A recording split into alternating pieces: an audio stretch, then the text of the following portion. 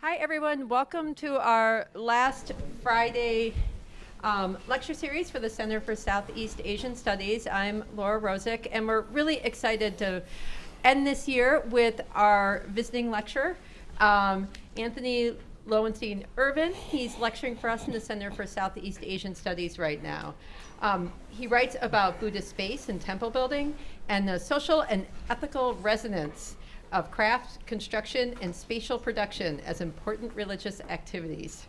That's the hard part, I can say. The easy part is that he has his PhD from the University of Wisconsin-Madison from the Department of Asian Languages and Cultures, and he teaches classes on Asian religions, history, and Southeast Asian studies. And we've been really thrilled to have him here in the center.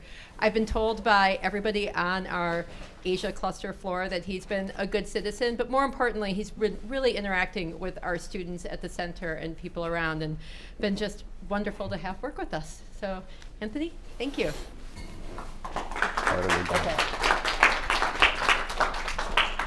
Thank you very much, everybody. Welcome to my 45-minute analysis of today's impeachment hearings. I'm just kidding. Don't leave.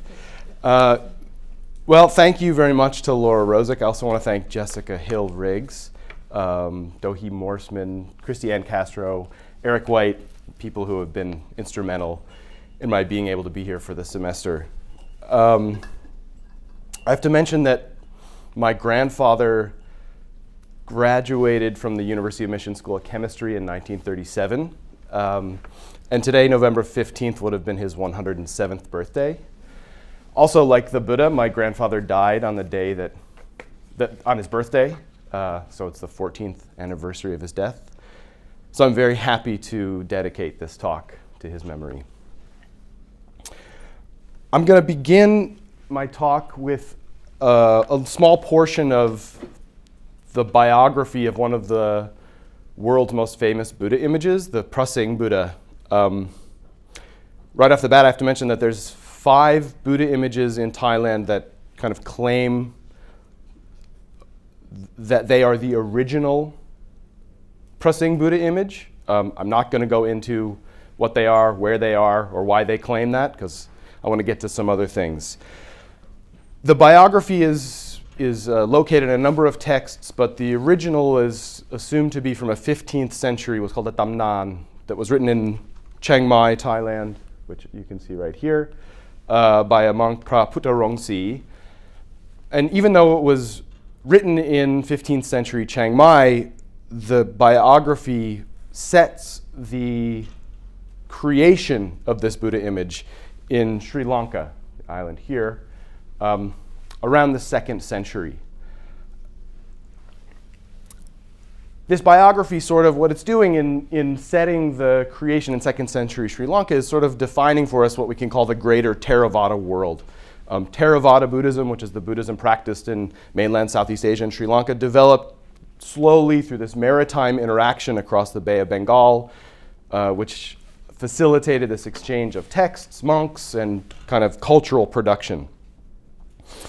And today in my talk, I'm going to jump basically between examples in Thailand and examples in Sri Lanka, just so that, to orient us, right? So the Prasing biography, the biography of this Buddha image, is vast and long and very detailed, and I'm just going to focus on a little portion of it, and I'm going to illustrate my talk using images of a mural painted at what's called the Vihan Keo, right there, which is on the grounds of Wat Prasing in Chiang Rai, Thailand, where one of these Buddha images resides. The mural was painted by an artist, Ajahn Pricha Ratchawong, just not too long ago. And I want to go back to before the image's production. The biography sets it in 2nd century Sri Lanka at a time when the island was ruled by these 3 kings.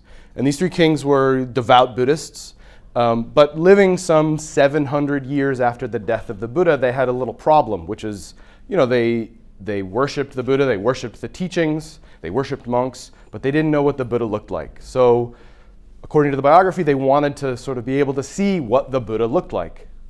but this is 700 years later. Well, luckily, there's certain Buddhist beings who live for a very long time. Specifically, there's these beings called the Naga, which are these sort of underground and underwater serpentine creatures who were, involved with the Buddha when the Buddha was on Earth.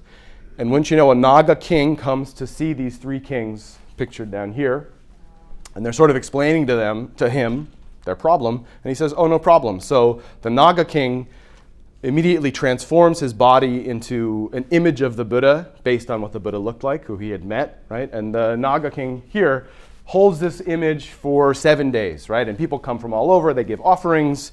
It's great, they love it. And the kings decide that they want to have a statue, an image made so that it would, kind of accurately portray the physical body of the Buddha.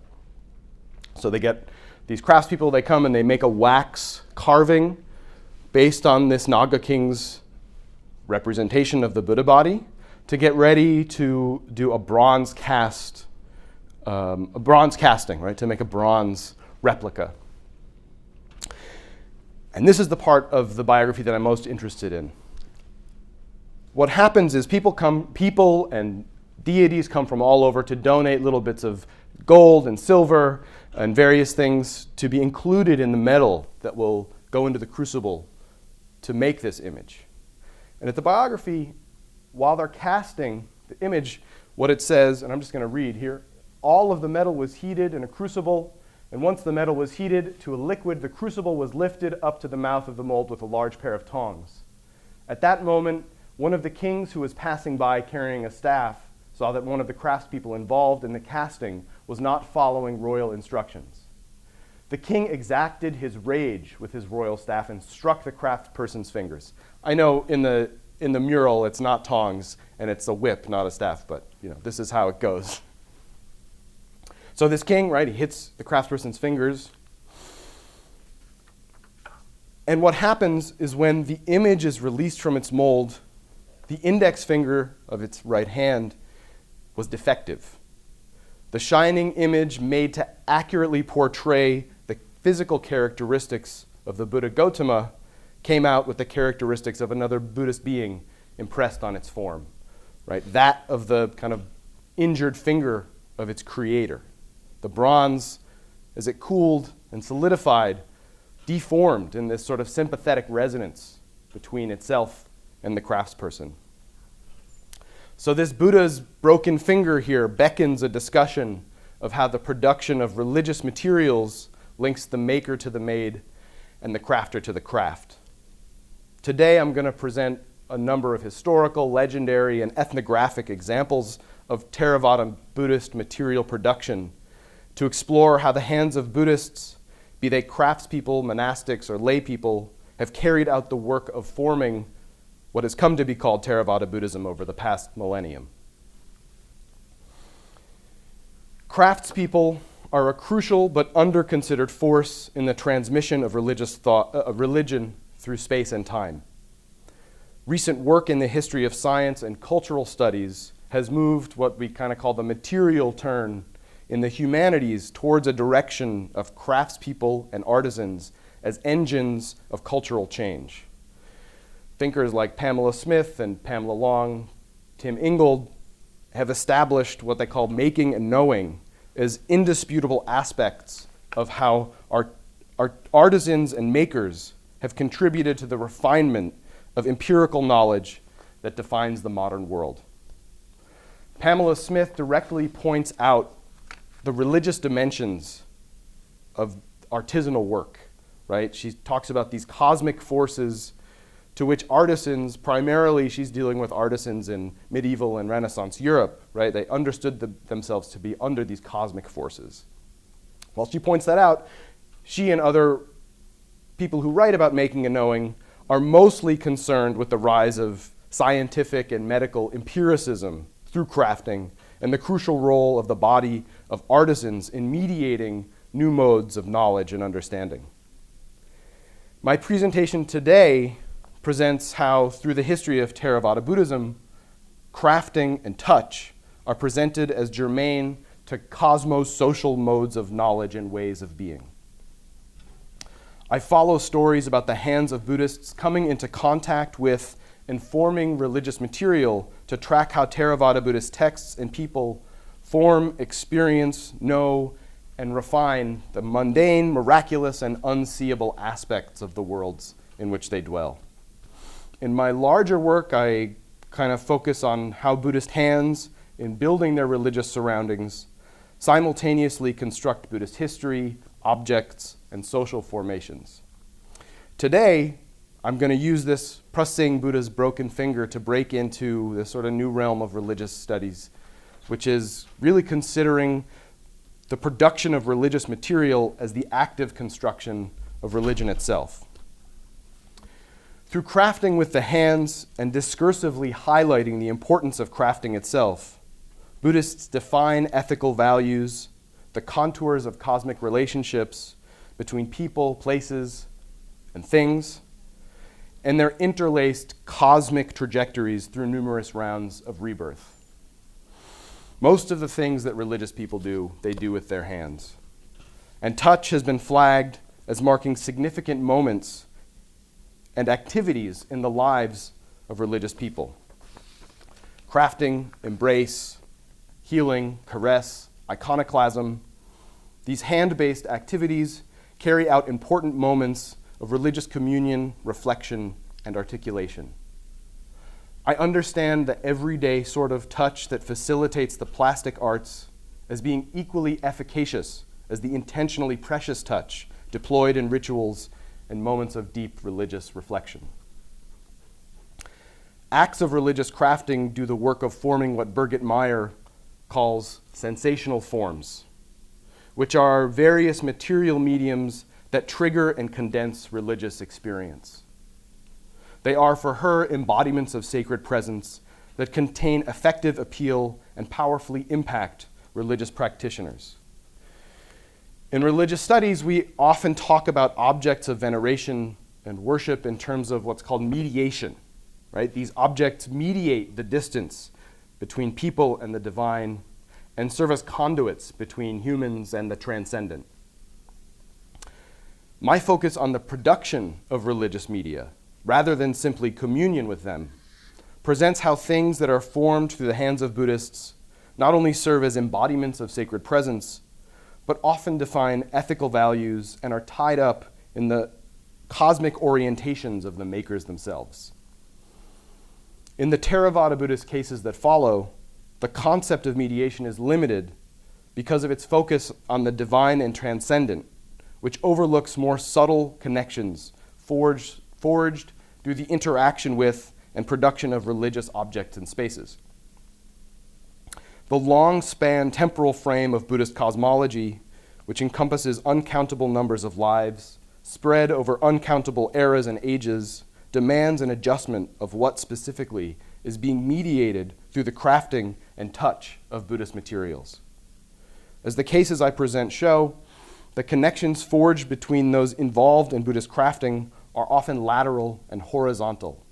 Lateral in that they create the affective and cosmic connections that link Buddhist communities of care together, what Thai communities call sata, which means sort of like faith groups or faith communities. They're horizontal, these connections, in that they link individuals to their future lives, as taking part in Buddhist material and spatial production is often explained as dictating where and under what conditions one will be reborn. This isn't to say that Buddhist building and crafting doesn't mediate connection between humans and the divine, but that too needs some clarification. When non-human or transcendent forces are involved in Buddhist building, they often take part in acts of crafting themselves, contributing directly to labor and design. Religious and objects and spaces here are not merely conduits through which the transcendent forces are mediated, but projects on which humans and divine forces work collaboratively.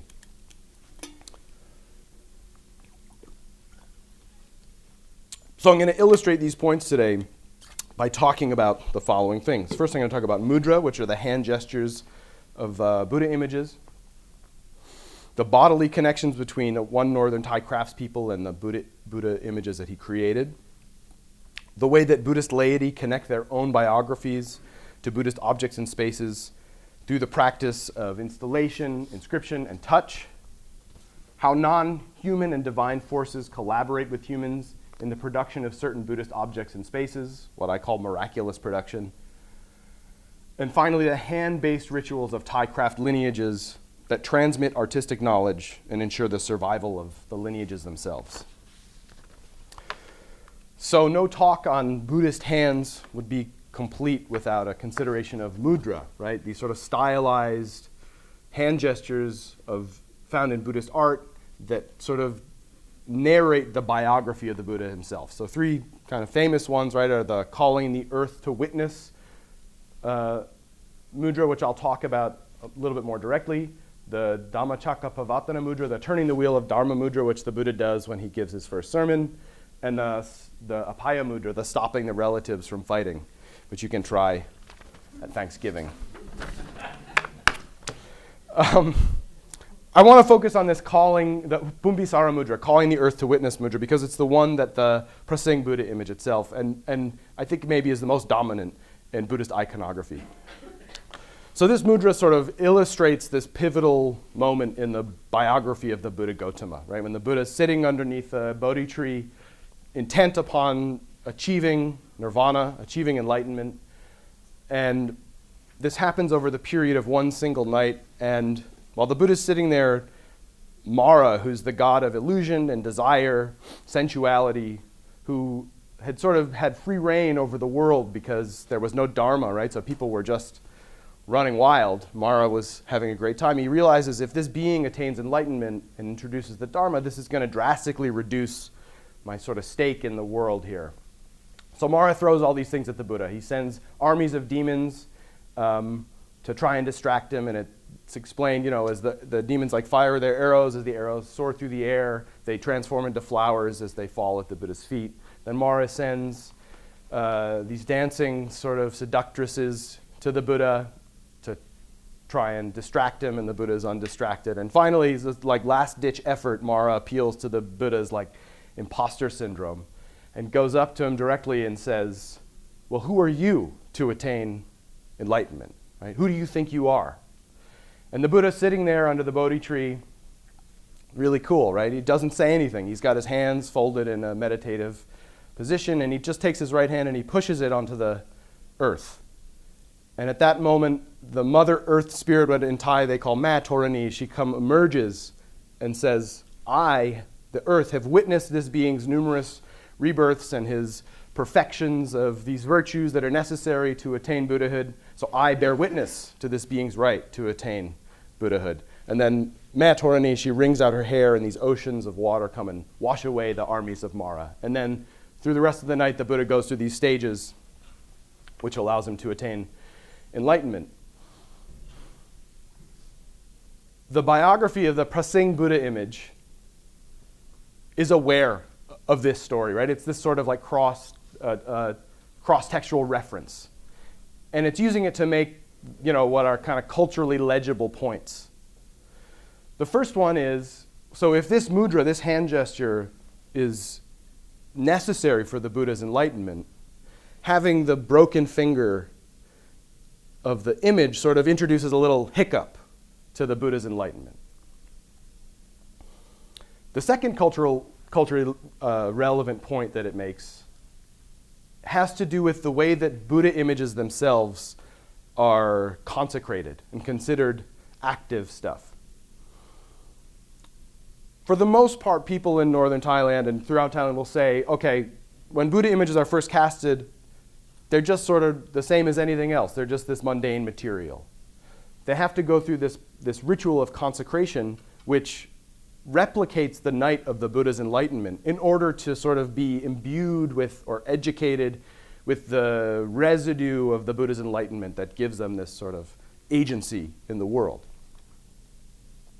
However, in the story, we see something else happening.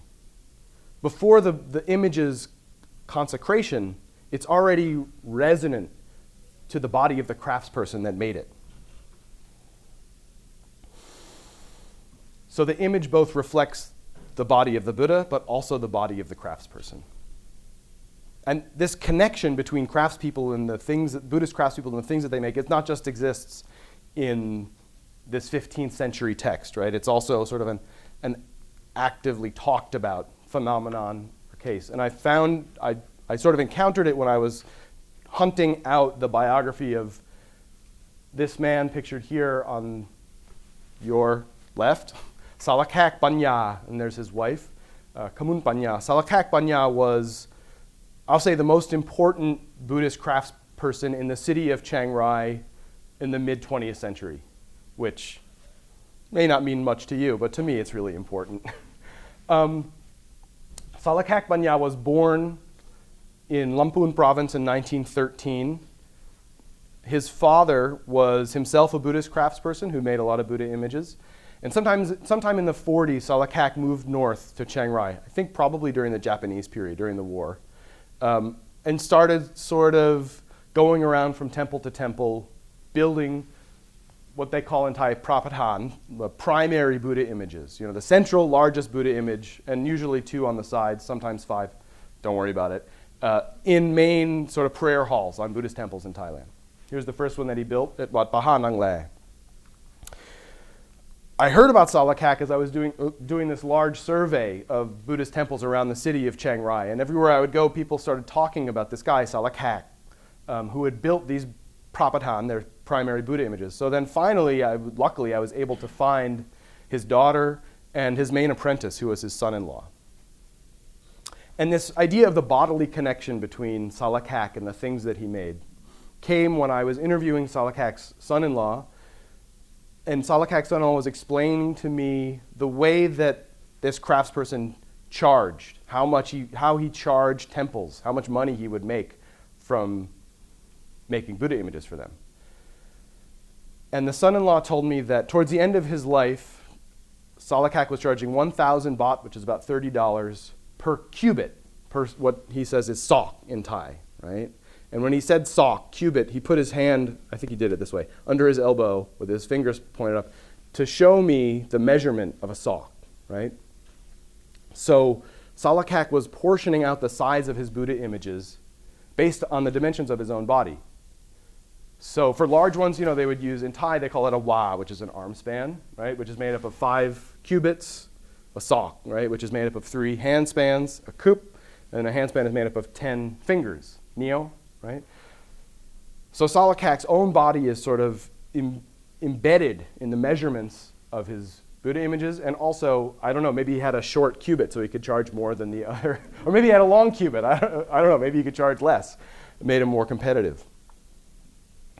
Buddha images seated Buddha images are measured not by their height, but what's called their natak, which is the distance from knee to knee, right? So that's what Salakak would portion out. And this is important because the natak sets the ratio for the rest of the image. And this comes from older Northern Thai manuals on how to make a Buddha image, which are translated by Donald Swearer, that basically say this, right? Construct a Buddha image equal in size to the Buddha himself. Measure from knee to knee when seated in a cross-legged position. Divide this distance into 4 lengths. 1 length equals the distance from the spine to the navel, the next from the navel to the chest, then the chest to the chin to the hairline, and it goes on, but I didn't write it. But this measurement of the natak, the knee-to-knee measurement, sets everything from that height to things like the width of the eye, the space between the nose and the lips, so that the ratios are based on this kind of ideal proportions of the historical Buddha. So here again we see, right, the ratios are based on the historical Buddha, but the actual measurements are based on the physical body of the craftsperson himself. But Salakak's sort of bodily connection or touch-based connection to the things he makes, of course, not just because he formed them with his hands and because they're based off the dimensions of his own body, but as a craftsperson in northern Thailand, he had a specific ritual role in the consecration of images. So I mentioned that thing that happens throughout the night that they call the Putta Abhisek, where the image is instructed in its own biography. But in northern Thailand, there's another sort of added addendum to this ceremony, which is the installation of Buddha organs. that is the ritual role of the craftspeople, not the monks. This is the craftspeople do it, right? So I don't know how clear this is here, but these are the stylized Buddha organs that go into the chest cavities of Buddha images. And you can see this is like a heart, which itself is a vessel. There's sort of lungs and kidneys, and then there's sort of these coils that represent the intestines.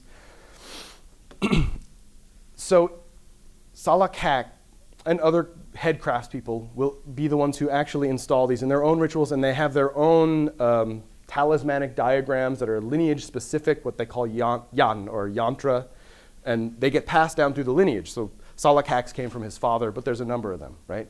And those diagrams will be put in different places, but they'll be put in the heart there. And the hearts of Buddha images are the most talked about and central organ. And what happens is people will come and donate things to be put into the heart, like they'll put their rings, or jewels. Buddha relics will be put in there. Other little Buddha amulets will be put in there. Sometimes they'll write their names on these brass sheets and their astrological information and roll them up and put those in there, right? And then the whole thing, so the heart is sort of this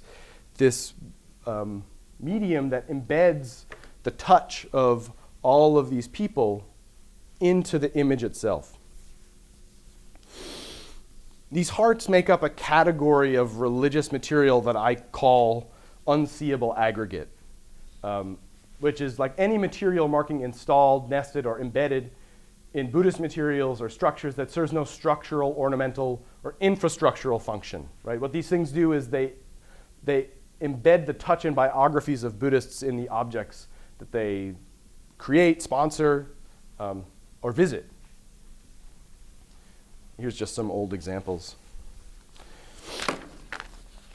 I think unseeable aggregate, I'm talking about in the Buddhist case, but I think other religions have this. I know in Pamela Smith's book, one of her books, she talks about they're doing these x-rays of this old medieval Christ on the cross made of wood. They were trying to figure out what materials it was made of, the paint or something, and when they did the x-rays, they discovered that up in the nasal passages, there were these scrolls that the craftspeople had written things on, and then they get embedded up there.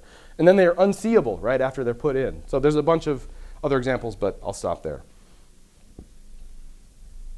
But I'm interested in how the hearts specifically kind of embed the touch of the Buddhist community through this act of collective gilding, right? So the hearts will be, before they're installed for a long time usually, they'll be displayed in temples or they'll be paraded around villages, and people will come and put things in them, but they'll also, pay a little bit of money and they get a piece of gold leaf, and then they put their gold leaf on it. So this collective act of gilding. And this happens, if you've been to Thai temples, maybe you've seen this. Some images are so covered in gold leaf you can't see their physical features anymore, right?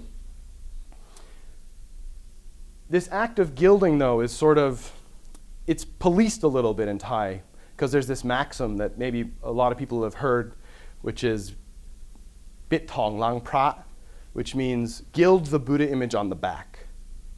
What that's saying is, don't show off by putting your little piece of gold leaf on the front where everybody can see it, Instead, do it where nobody can see it, because it's not having people see it that's important, right? So this is sort of like freighting ethics and restraint on the efficacy of touch and gilding, and visibility also. As we can see here, the maxim isn't followed like most maxims, but it still is expressing something important. In light of this, in light of that maxim too, then unseeable aggregate, the things that get installed in religious objects and spaces that will never be seen unless there's ruin or they're destroyed or people dig them up to steal them, right? Those acts become sort of utterly ethical. It's not this kind of pompous display of piety. Instead, it's sort of a more private thing that, okay, it's visible for a little bit, but then it just gets put away.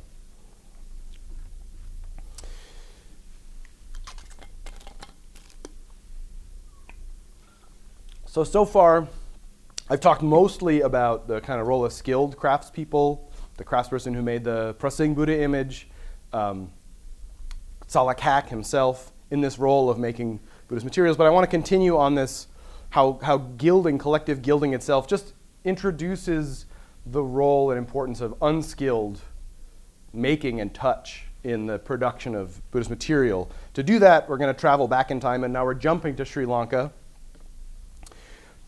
to talk about the construction of this structure, the Mahathupa, or Great Stupa, which was done in the 1st century BCE in Anuradhapura under the reign of this king, King Duttagamani, who, had just sort of conquered the whole island. He wanted to build this great reliquary for relics of the Buddha. And this construction project is recorded in a couple texts. The most detailed comes from the Mahavamsa, which is a 5th century text, but it's in the Tupavamsa. That's not important. But the Mahavamsa is important because it really goes into detail, and it's pretty frank about the construction of this large structure, right?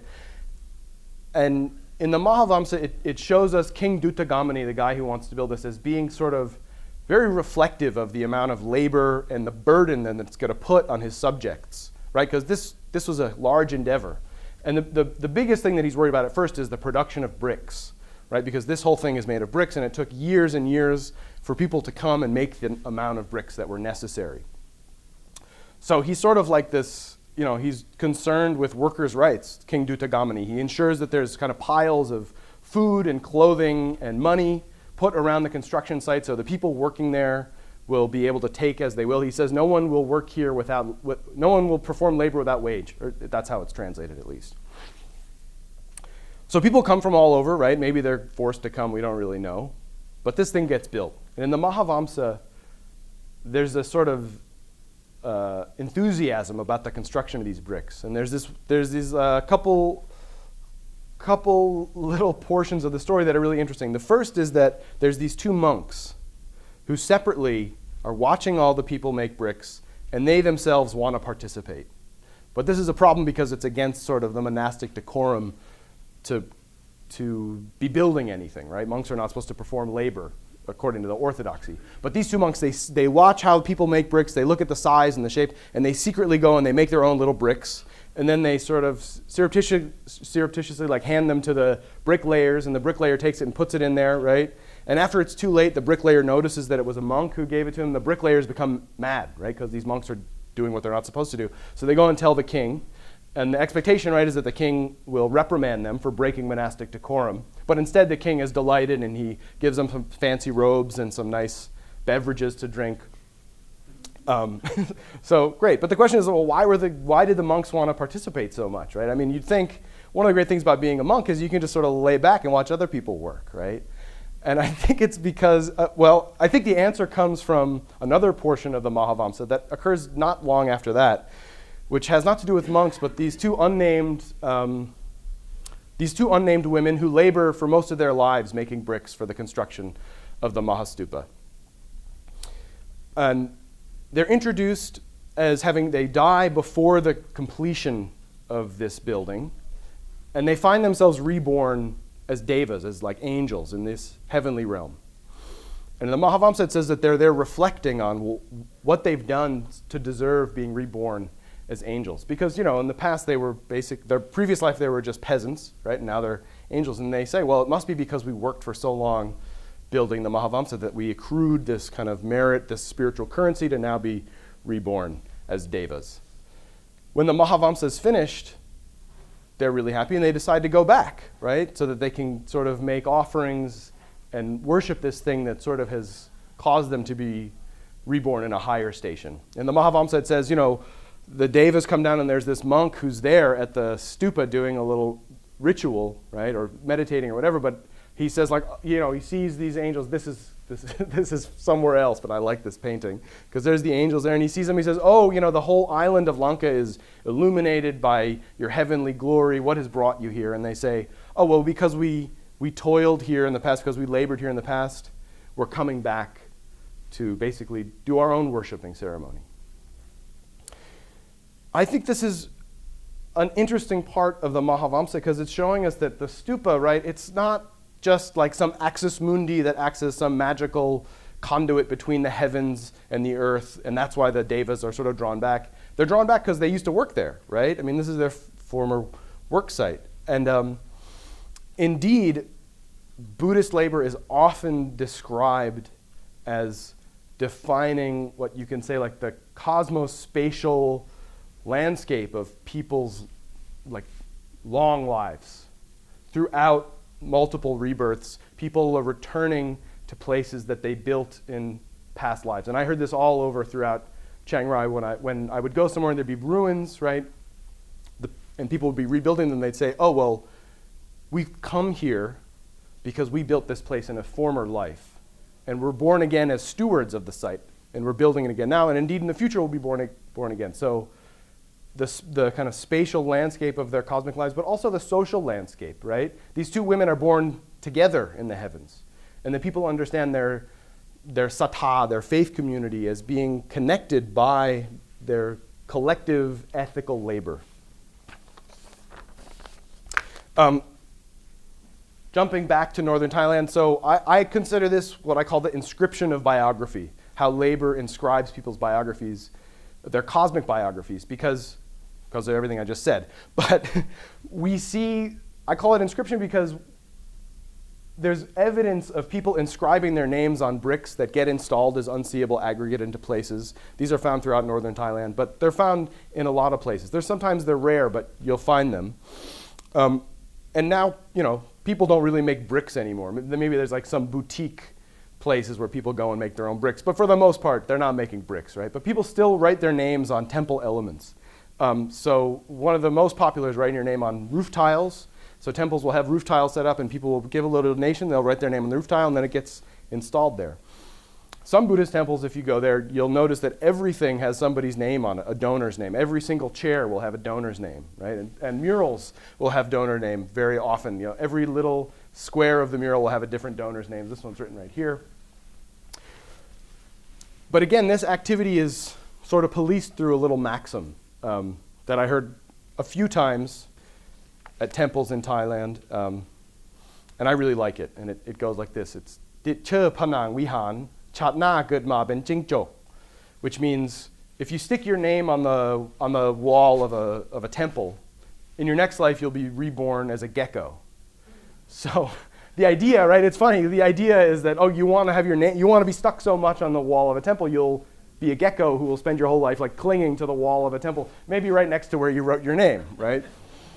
And it's funny because it subverts the idea that sponsoring a temple will lead to greater, a greater step in your rebirth, or you'd be born as an angel. But it also is sort of reinforcing this idea that your labor dictates the spatial aspects or spatial landscape of your cosmic life. So I've only mostly been talking about the human aspect of Buddhist building, but I want to transition to what I call miraculous production, which is when non-human forces play a heavy hand in religious design, crafting, and construction. And this is evident in a lot of Buddhist texts and the way people talk about what they build, but I found this painting in Changshan in Chiang Rai that I think documents this pretty well. This is illustrating when the Thai Department of Fine Arts was doing all of these renovations of the ruins around Changshan. And some kid, I don't know who it is, painted this as hanging in a coffee shop. And we could see, okay, here, I think this is probably supposed to be the king is under a little umbrella talking to the foreman. There's some other official-looking people here. We see some oxen, right, who are helping plow. These people are skilled craftspeople. And then, we get up here, and this is Doraemon helping on the roof. We have the Loch Ness Monster transferring logs. This is the Mekong River. We have a flying horse, a blue flying elephant. I think this is the Incredible Hulk. I don't know. But it's funny, but what this kid has painted, right, actually it's illustrating what a lot of Buddhist texts talk about, which is that non-human forces help out when things have to get built. And we can jump back to the construction of the Great Stupa in Sri Lanka for an example of this. So when non-human forces help out, for the most part, they're under the direction of this god Vishwakarma, or in Thai they call Pravitsanukam, who's the kind of divine architect. He's like the heavenly contractor. He's shared between the Hindu and Buddhist pantheons, and he has different roles throughout different regions of the world. But in Thailand, in the Theravada world, in the Jataka tales, the previous lives of the Buddha, whenever something would need to be built, Indra, who's kind of the god on high, will tell Vishwakarma, hey, go build like a little hermitage for the bodhisattva. Or Vishwakarma also builds all the heavenly palaces and all these things.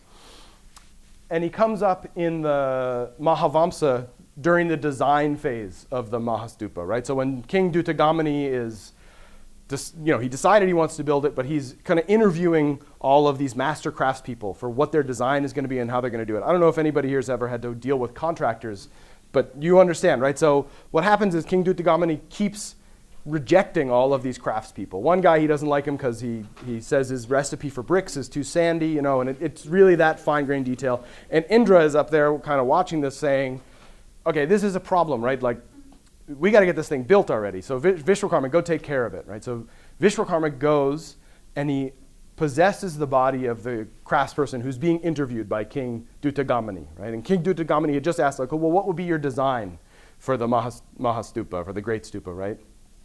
And the craftsperson's hand and Vishwakarma's hand at the same time dips into this bowl of water and lets one drop of water drop on the surface of the water, and it creates this bubble, right?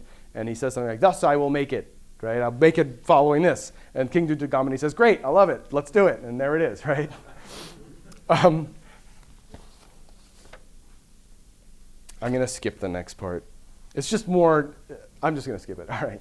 So Vishwakarma is not just present, right, in this old text, right? He's very active. There's a kind of cult of Vishwakarma amongst Thai Buddhist craftspeople and engineers and architects.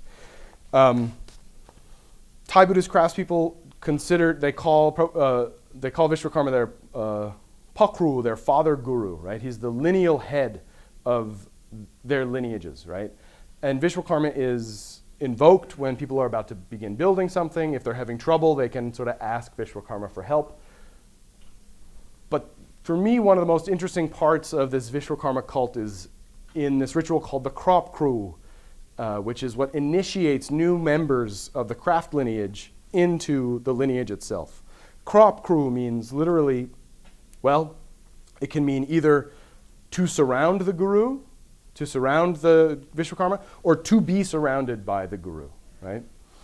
What happens here, I went to a couple of these ceremonies this past summer. I'm just going to talk about the one at Pa Chang, which is the premier and the oldest school of institutionalized traditional Buddhist crafting in Thailand. It's in Bangkok. And every year what they do for this ceremony is they have all the different departments, the kind of head professors will line up at a series of tables, and in front of them will be the sort of implements of their craft. So at the foreground here, we see this one is, this is for the Jitagam Thai, the Thai painting, which is sort of like the head of the whole Buddhist crafting, and then there's like clay. It goes down the line. The students, the new students who are going to enter the lineage are lined up, and they're brought in one by one. They crawl on their knees, right? And they come up, they approach their professor. The professor takes a tool germane to their craft, puts it in their hand, takes their own hand, puts it over the hand of the student, and guides them through some sort of movement that is important to their lineage, their mode of crafting, right? And this act, the hand-over-hand act, is the thing that incorporates new students into the craft lineage. They do this, okay, so where else is it done? Okay, even in the photography department, right, the professor has an old camera and he winds it, and then he takes the student's finger, puts it on the shutter, and with his own finger pushes, I think he does it with his thumb, yeah, pushes their finger so it activates the shutter. A callback to the Prasing Buddha image of putting little bits of metal into a crucible that will then be used for a lost wax casting. And being initiated into the lineage, it doesn't just mean that, okay, you're part of the department now. The way that Thai Buddhist craftspeople talk about it is that it's actually changing the trajectory of your sort of cosmic life. That if you sort of practice your craft ethically, right, do the right things, make the right kind of stuff, you're sort of changing the trajectory of how you'll be reborn. And eventually, one day, if you're really hot stuff, you might be born as Vishwakarma yourself, because in the Buddhist pantheon, Vishwakarma is not a deathless god, right? Vishwakarma eventually will die, and then it's more like a station, and then another being will be reborn as a Vishwakarma, right? So the sort of blurriness between, like, are you being surrounded by the guru, or are you surrounding the guru, has to do with the fact that the student once they're initiated through this hand-on-hand ritual, can eventually be born as Vishwakarma. This, I don't know if you can see this, but this is one of the texts after hundreds of students have drawn the face of this god here. It doesn't really come up, but so the way that Vishwakarma masters, students, and crafting are simultaneously enlivened through the hand-based crop crew ritual reveals how religious fabrication is a process that achieves more than mediation. Of course, divine and transcendent power is present in the ritual. But like in the examples of miraculous production explored earlier, communion with the transcendent is not the ultimate goal.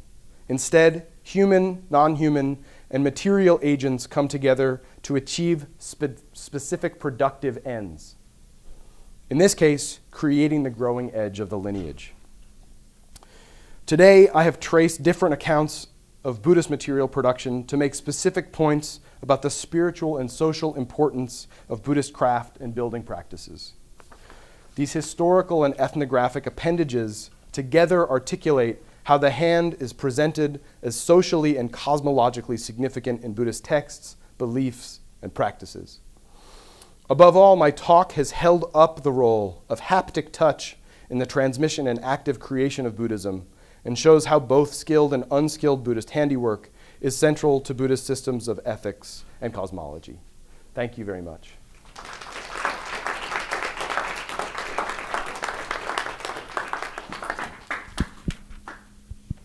Okay, we'll have some time for questions.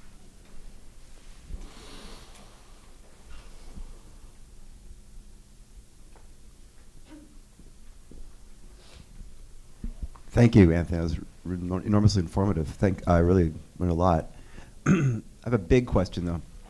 What happens when, I love this idea of the hand, something you mentioned toward the middle, like, almost everything Buddhists do is through their hands. Uh-huh. And that's a really provocative way to start to rethink what it means to be Buddhist, right? Mm-hmm.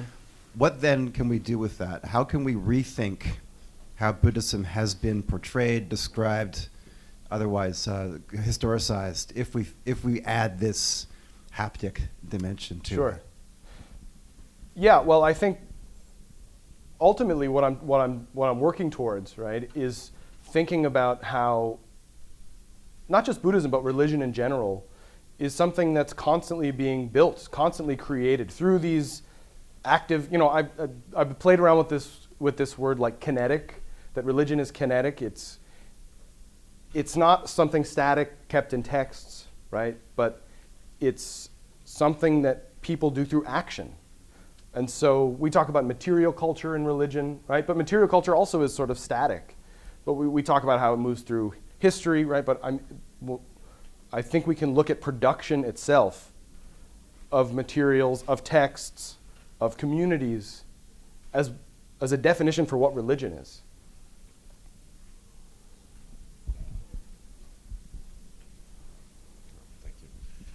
Would there be roving specialists who would be called in by local communities to provide such services, or are these essentially local, passed on by lineage?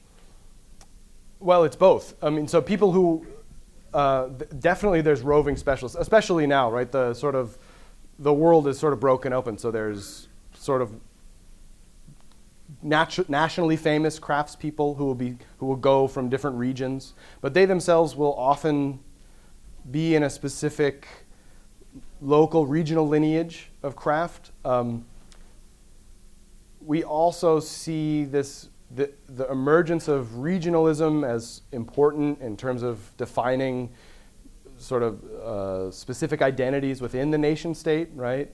And so there's these kind of, there's the northern Thai, what they call Lamna Buddhist craftspeople, right? And this kind of emerged in the 80s and is now kind of taken off, so that if a temple in central Thailand, right, wants to build a temple of that looks northern Thai, they'll bring in people from the north, and that happens all over. There's all this different kind of mixing, so it's both local and mobile. Thank you for this. This was so fun. Made me want to read everything that you are producing right now. And I had a question about part of what was so fun about this is I felt like you were actually doing something that for me is sort of revolutionary in a way of modeling what Buddhism is to certain people in certain places and times. And I'm thinking a little bit of, the modernist understanding of Buddhism as an everything built out of a phenomenology, meaning the observation of and experience of suffering leads you to, in this mentalist way, to a kind of understanding that out of which you build a psychology and then you build a metaphysics, et cetera. Sure.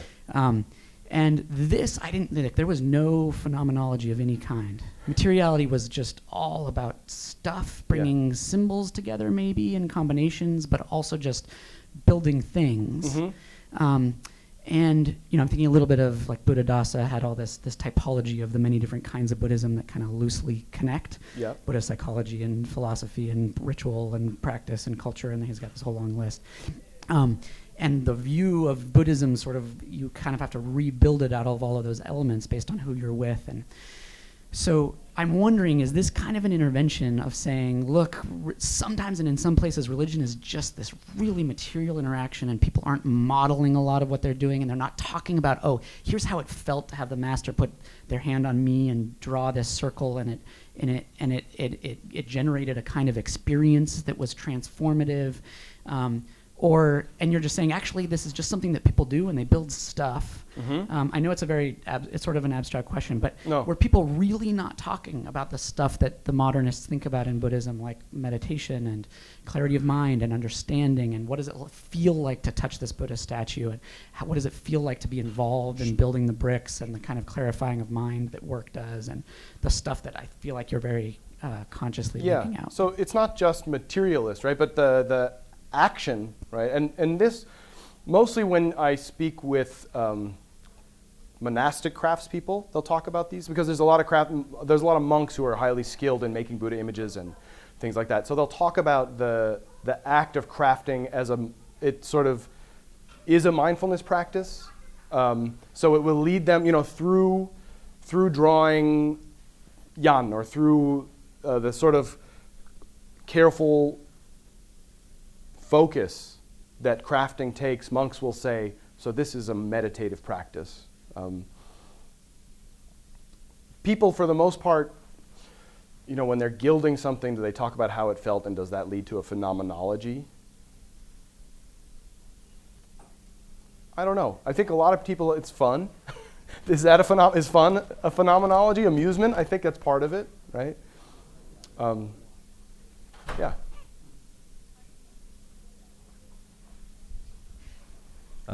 Thanks. So I have a lot of questions, but I'm just gonna ask two coming out of. So you focus mostly on this in your talk about the ethical, haptic, mimetic labor of creation by these master craftsmen.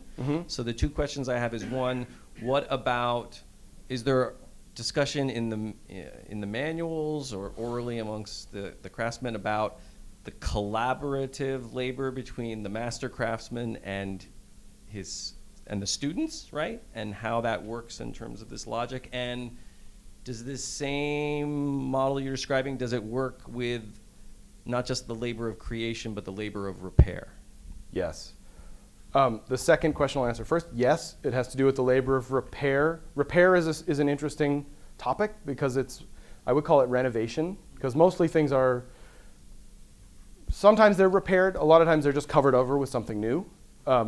In terms of the sort of relational aspects of the labor, yeah, that's very present. I can use the example of a text from late 19th century in Chiang Rai where they're building a new wihan, and it's the sort of brainchild of the abbot of the temple. And he's in the text, it kind of records some of the things that he says to the people there, and he tells people like, okay, don't just sit around and watch the craftspeople work. Just because you made some food, you also have to help. And then he says also, and I myself, I'm not I'm not just some like great learned master over here, like I gotta help too, right? So the whole community is involved in this sort of aspects of labor. And the sort of skilled and unskilled things are apportioned out to different people, depending on what they're able to do.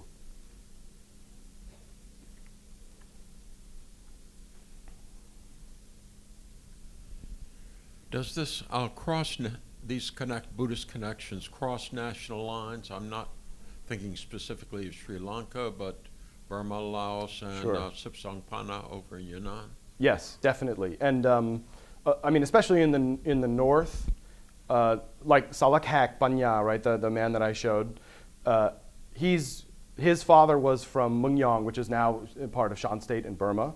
So he was ethnically a Yong person, which is also the Le, right? And now there's a lot of exchange, mostly monastic exchange between, well, that's between skilled labor, right?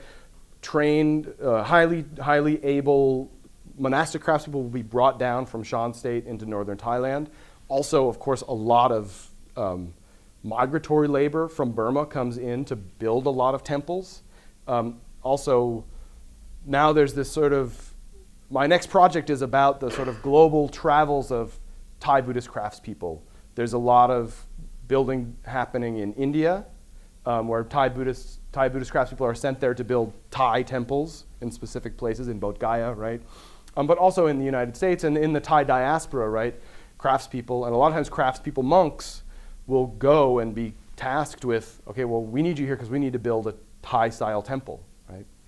So yeah, it's very much a cross-border, both in the sort of more regional border crossings and ethnic-based border crossings, but then also the global context.